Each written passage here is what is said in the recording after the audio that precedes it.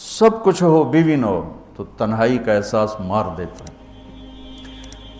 اس سے ایک اور مطلب نکلتا ہے کہ لباس کے بغیر ایک لمحہ گزارا نہیں۔ سارا دن پانی نہیں پیتے ہیں نا، اب میں بیان میں پانی پی رہا ہوں، لیکن 16 گھنٹے تو گزارے ہیں نا، پانی نہیں پیا، کھانا نہیں کھایا، 16 سیکنڈ لباس کے بغیر گزار سکتے ہیں؟ بولو۔ کوئی بھی کمرے میں نہ ہو، تم تنہا ہو، تم کپڑے اتارو تو تم اپنے آپ کو عجیب فیل کرو گے، تم خود اپنے آپ کو چادر میں چھپانے کی کوشش کرو گے۔ ان لباس ایک ایسی زبردست ضرورت ہے بلا دلیل کہ تم تنہا کمرے میں بھی کپڑے اتارو تو تم اپنے آپ کو عجیب سا محسوس کرتے ہو۔ اس سے پتہ چلا کہ بیوی کے بغیر کوئی زندگی نہیں ہے اور خامد کے بغیر عورت کی کوئی زندگی نہیں ہے۔ یہ ہمارا بدبخت معاشرہ ہندی کہ کسی بچی کو طلاق ہو جائے وہ گل سڑ کے مر جاتی، اس کی شادی نہیں ہوتی۔ کوئی جوان بچی بیوہ ہو جائے وہ سسک کے مر جاتی، اس کی شادی نہیں ہوتی۔ کوئی 40-50 سال کا ہو جائے مرد، اس کی بیوی مر جائے، کوئی اس کو لڑکی دینے کے لیے تیار کوئی نہیں۔ اور لباس کا لفظ بتاتا ہے کہ شادی کے بغیر انسان ننگا ہے، اور ننگے انسان کا کوئی کہیں بھی گزارا نہیں ہے۔ لفظ لباس بتاتا ہے کہ ہم اس چیز کو رواج دیں کہ شادیاں ہوں، بیوہ کی شادی ہو، مطلقہ کی شادی ہو، کوئی کس کی بیوی مر جاتی ہے۔ حضرت ابن مسعود کا فرمان ہے اگر میری موت میں 10 دن باقی ہوں تو بھی میں شادی کر لوں گا اگر میری بیوی مر جائے تو۔ ابو ہریرہ کہتے ہیں اگر میری زندگی میں 7 دن باقی ہوں اور میری بیوی مر جائے تو میں 1 ہفتہ بھی شادی کے بغیر نہیں رہوں گا، میں شادی کر لوں گا۔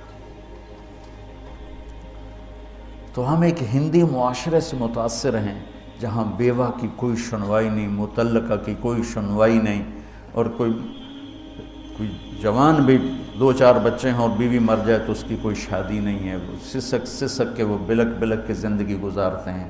ہم لوگ اس کو رواج دیں۔ لباس، لفظ لباس بتا رہا ہے کہ جیسے لباس کے بغیر ایک لمحہ آدمی چین سے نہیں بیٹھ سکتا، ایسے ہی اس رشتے کے بغیر زندگی میں کوئی خوبصورتی نہیں، کوئی حسن نہیں۔ میں نے جیسے کہا لباس سب سے قریب ہے، تو اس کے بعد بیوی کا حق سب سے پہلے آ جاتا ہے۔ ماں باپ کی طرف سے زیادتی آئے تو تمہارے ذمہ ہے اپنی بیوی کو بچاؤ، اللہ کے واسطے اپنی بیویوں کی حفاظت کرو۔ ہاں تمہاری بیوی کی طرف سے زیادتی آئے تو اللہ کے واسطے ماں باپ کی حفاظت کرو۔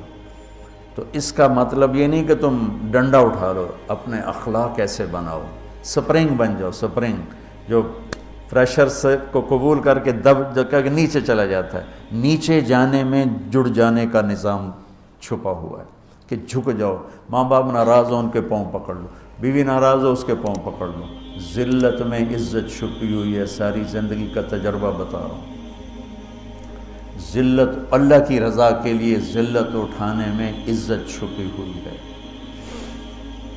ہن لباس لکم، کتنا ہی مجھے غصہ چڑھا ہو میں اپنے کپڑے پھاڑوں گا، مجھے غصہ آ گیا میں نے اپنے کرتے پھاڑنے جو کسی یہ پاگل تو کرے گا، سمجھدار دوئے دا کرتا پاڑے گا، اپنا نہیں پاڑے گا۔